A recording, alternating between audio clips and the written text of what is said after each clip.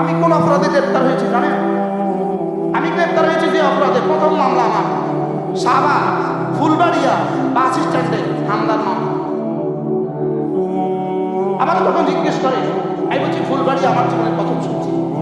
আর সৌভাগ্যবশত তখন পর্যন্ত আমার সাভারে যাওয়া হয়নি। কি বলছি বলে, তখন পর্যন্ত আমার সাভারে যাওয়া হয় নাই। অথচ ওই মামলা ক্রস ফায়ারের জন্য রেডি করছে আমাদের সকালবেলা। আপনাদের তো জানা ধারণাই নাই, বলি নাই কখনো। ক্রস ফায়ারের নিয়ম কি?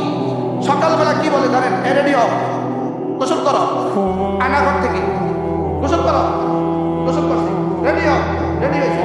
এর অর্থ শেষ। এর অর্থ কি?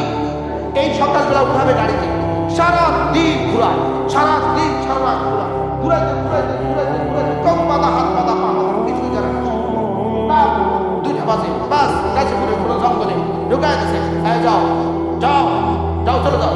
তো জঙ্গলে ঢুকেছে, 50 গজ সামনে গেছে,